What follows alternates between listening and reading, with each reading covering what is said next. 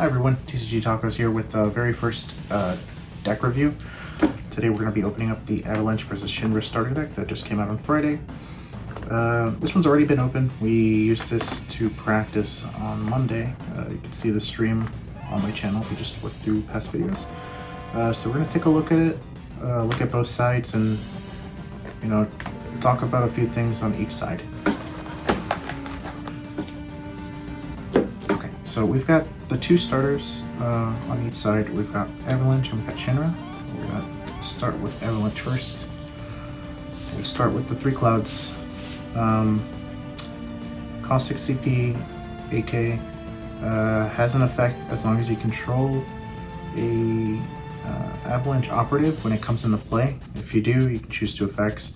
Do 10k to a forward. You can choose an operative that's 4 or less cost from the break zone, put it into play, or you can give all your forwards haste until it comes into play. So apparently it seems that if you put this into play and you do control an operative, you choose the 2 effects, and if there's no more operatives after you do the effect, you've already had it, so you're able to choose the targets, but if you don't have them on the field, you're not able to do this effect. Only gripe with this card is that it's very susceptible to Amaterasu. It's exactly 8k for 6 CP, but other than that, it does it's pretty good, especially if it comes off of the Jesse, which we'll get into later. It comes with 3 bigs. So it's going to cost 2 less as long as you control an Avalanche operative. It doesn't have to be a forward, so you could play a backup Avalanche, and all your other ones that came from this set will get the reduction. So if you attack with 2 or more Avalanche operatives, it doesn't have to be bigs. You get to draw a card, and they can't be broken until the end of the turn. So it's pretty good. You could swing out with your operatives, and then if you're playing the colors Earth and Fire, you could follow up with a Shantoto. You guys won't be broken. It's a good thing. So drawing cards is also nice. So for bigs. Barret also has that reduction effect, or it's going to cost 2 less if you control an operative. If you're like me and you were playing the Jesse backup, it's also going to reduce his cost by 1. So basically Barret comes out for free. It doesn't have that text where it doesn't say it can't be reduced by 0. So that's a good thing. And then you can only use the last effect if an operative's been put into the break zone from the field. You can dull them and choose a forward your opponent controls and breaks it. So we were looking at Matiski's list.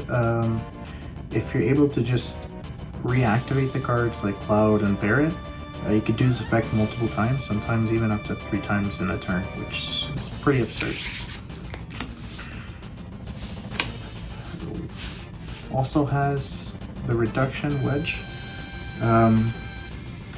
So same thing as bigs, doesn't have to be in the party when it does it, but if 2 operatives party, then you choose a dull character 4 or more your opponent controls and you break it. So this includes backups, forwards, monsters if they are tapped. So it's good for controlling your opponent's board. If they have them tapped, they have to be careful with what they do. So probably the most you can do is probably up to 2 a turn if you're playing this, Barret, Biggs, and Tifa. Okay. You've got Jesse. Jesse also has the reduction effect. And same thing, it doesn't have to be involved in the party attack, but as long as 2 operatives party, then you can do one of the 2. You can search for a cloud, or you can put a cloud into play from your hand. Okay. Those cards we've seen, Titans, Mangas, Marlenes, Miners. We'll just skip through these. For the most part, some of it's filler and some of it's pretty decent. Sakis is kind of filler. The Bahamut's are pretty good. The Vincents are decent. The Titans maybe, feels a bit outdated, but The rest of it is kind of filler. But I honestly think this might be the better side of the two out of the box. But I mean, that's just my opinion. Let me know what you think down below. Onto the Shinra one. We've got Rufus here. There's a 4 CP, 9k body with First Strike and Brave. Just playing it as a body alone is pretty decent. But then damage 5 and it comes into play. You can pay 6, so 2 ice, 2 lightning, and 2 whatever. You do so, choose any number of Turks in the break zone with different names, put them into play. So it's a lot to play the card just from hand. So it costs you 4, the card itself. It's almost like 6 CP, and then you're gonna have to have another 6 CP to do that effect. So 6 cards in hand.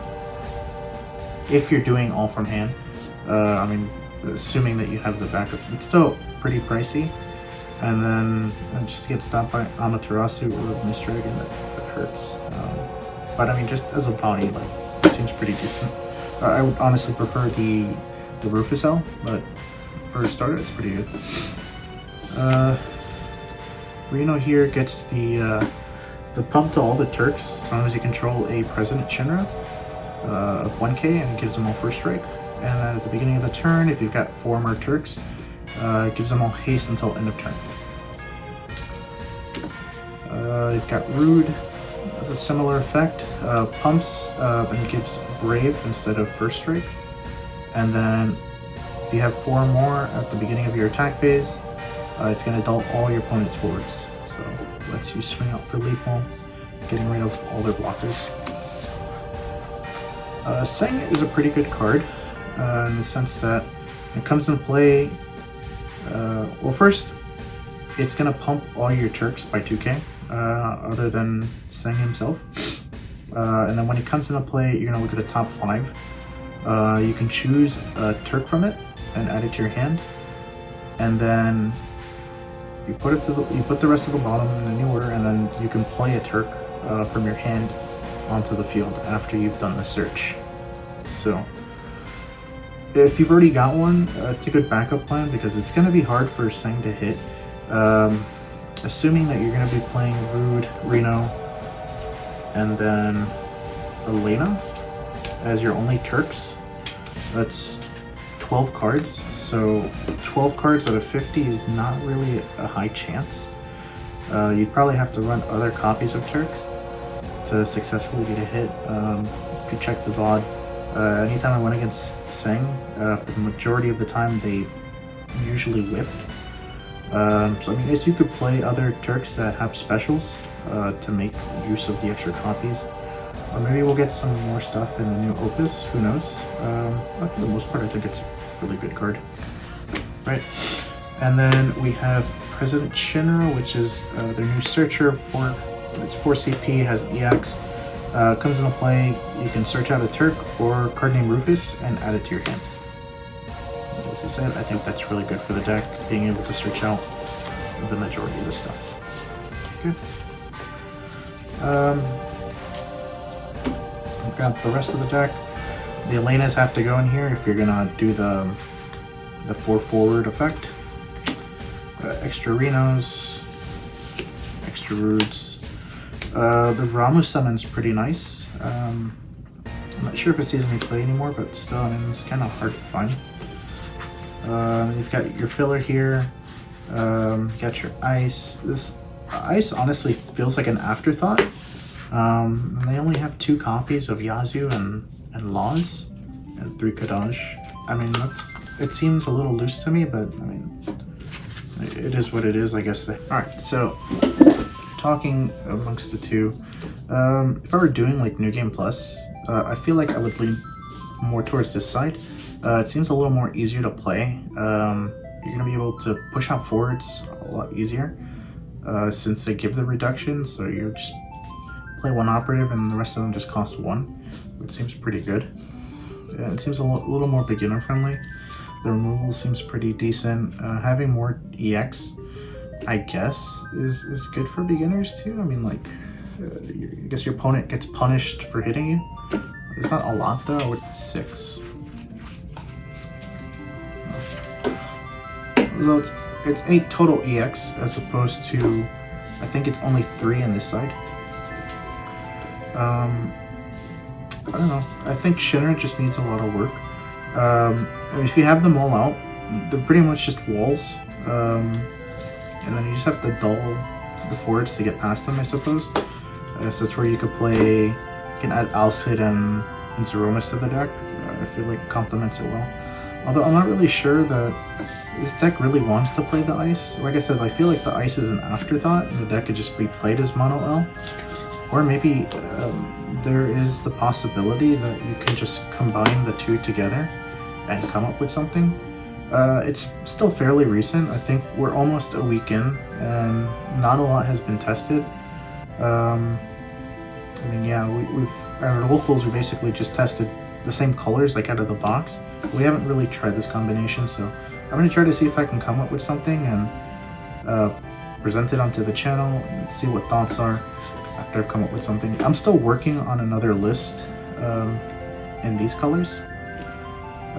It seems decent. I kind of like the control variant, like playing it like with all of these, like if you're trying to rush out. Aggro's cool and all, it's not my playstyle, but I mean, people like that. But it could be played different ways, like you just have to find what fits for you. So that's pretty much it for my video. If you have any questions, you know, just ask, and if you like this, you'd like to see more deck reviews, you know, just let me know in the comments, leave a like, subscribe, share with your friends, you know, just lets me know that people are interested in this. So thanks for watching, and I'll see you next time.